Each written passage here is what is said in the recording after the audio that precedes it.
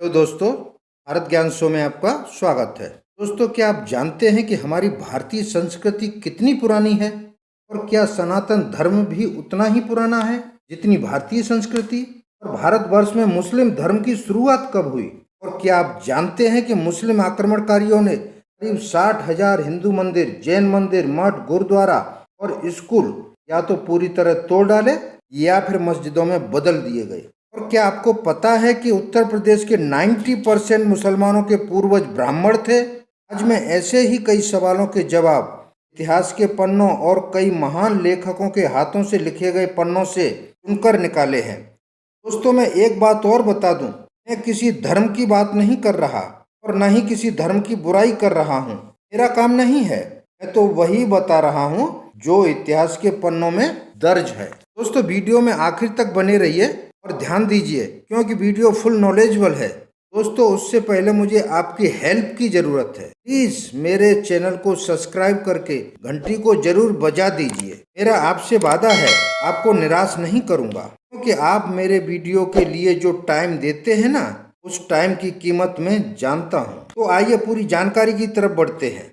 लाखों लाखों साल पुरानी है हमारी भारतीय संस्कृति और उतना ही पुराना है सनातन धर्म। लेखक के अनुसार भारतीय गणना देखिए, 4,32,000 साल का एक कलयुग, उसका 2 गुना द्वापर, 3 गुना त्रेता युग, 4 गुना सतयुग, 71 चतुर्युगी का एक मनवंतर और 100 मनवंतर का एक कल्प। इतनी पुरानी है हमारी भारतीय सभ्यता।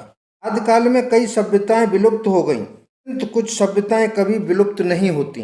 उनकी गति धीमी हो सकती है किंतु उनका कभी विनाश नहीं होता।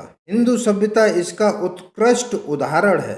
भारतवर्ष आदिकाल से ही समृद्ध और भौतिक संपदा से भरा हुआ है। आपने भी कहीं न कहीं जरूर सुना होगा कि फलां राजा ने फलां राजा को सोने में तोल दिया या फलां राजा को इतने हाथी घोड़े, सोना चांदी, असरफी सोने की मुद्राएं आदि उपहार स्वरूप भेंट कर दी। पुराने जमाने के जितने भी राजे महाराजे हुए, सभी ने अपने वंशज की निशानी के तौर पर किसी न किसी भवन का निर्माण जरूर करवाया। किसी ने मंदिर बनवाए, किसी ने मठ, किसी ने गुरुद्वारा, तो किसी ने किले आदि। तो इस वैभवशाली भारतवर्ष में 711वीं सदी में इस्लाम धर्म का आगमन हुआ था। उससे पहले भारतवर्ष में कोई इस्लाम धर्म नहीं था। दरअसल 20 जून 712 ईस्वी को मोहम्मद बिन कासिम ने भारत में सिंध के राजा दाहिर पर आक्रमण किया और जमकर लूटपाट मचाई और लाशों के ढेर लगा दिए। उसके बाद अलाउद्दीन खिलजी, महमूद गजनवी, मोहम्मद गोरी और ये सिलसिला 18वीं सदी में आखिरी मुगल शासक औरंगजेब तक बदस्तूर जारी रहा और इन मुस्लिम आक्रमणकारियों ने जमकर विध्वंस किया और लूटपाट मचाई। हिंदू इतिहासकारों के मुताबिक 7 से 16वीं शताब्दी तक यानी 1000 सालों में करीब 60,000 हिंदू, जैन और बौद्ध मंदिर तोड़े गए और जमकर हिंदुओं का कत्लेआम हुआ और जबरन धर्म परिवर्तन कराया गया। यहाँ मैं बता दूं कि शॉर्टकट में कुछ चुनिंदा बड़े ऐतिहासिक मंदिरों और घटनाओं का जिक्र किया है। मुस्लिम इतिहासकार हसन ने अपनी किताब हिस्ट्री ऑफ कश्मीर में हिंदू जनता का जबरन धर्मांतरण कराने का जिक्र किया है।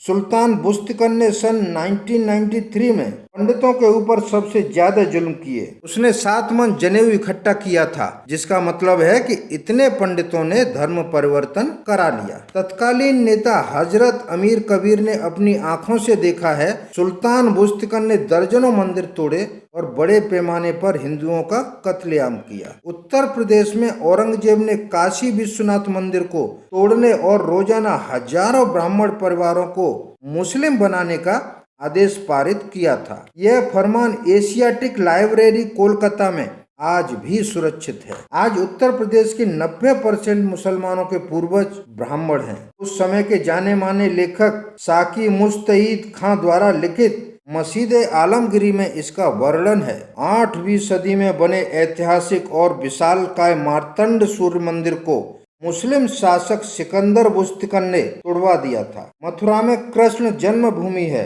और उसी जन्मभूमि के आधे हिस्से पर ईदगाह बनी है।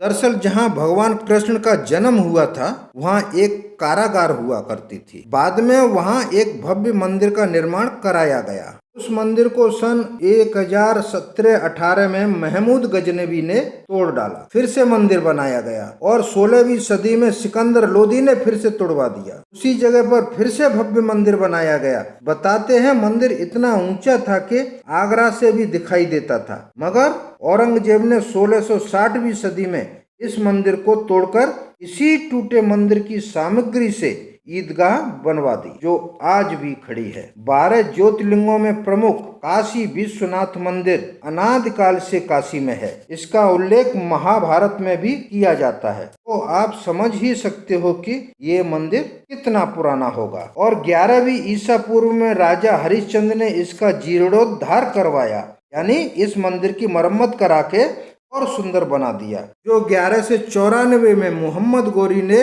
लूटने के बाद इसे तोड़वा दिया।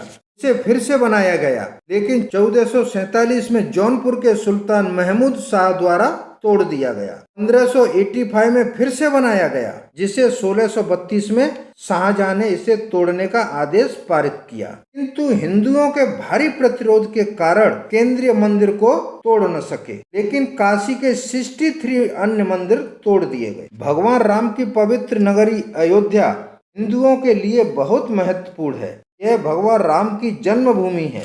इतिहासकारों के मुताबिक 1528वीं सदी में बाबर के सेनापति मीर वाकी ने अयोध्या में राम मंदिर तोड़कर बाबरी मस्जिद बनवाई थी। बाबर एक तुर्क था। उसने बर्बर तरीके से हिंदुओं का कत्लेआम कर अपनी सत्ता कायम की थी। राम मंदिर तोड़ते वक्त 10,000 से भी ज्यादा हिंदू मंदिर की रक्षा करते हुए मारे गए थे। 12 ज्योतिर्लिंगों में से एक गुजरात में समुद्र के किनारे बसे सोमनाथ मंदिर को 725वीं सदी में सिंध के सूबेदार अल जुनैद ने तोड़वा दिया। 815 में फिर बनाया गया, लेकिन 1024 में महमूद गजनवी ने बर्बर तरीके से तोड़ डाला। 1093 में एक बार फिर बनाया गया, लेकिन 1297 में अलाउद्दीन खिलजी के सेनापति नुसरत खान ने हमला करके तोड़ डाला। हिंदू राजाओं ने फिर से बनवाया, मगर 1395 में गुजरात के सुल्तान मुजफ्फर शाह ने मंदिर को फिर से तोड़ दिया और सारा चढ़ावा लूट लिया।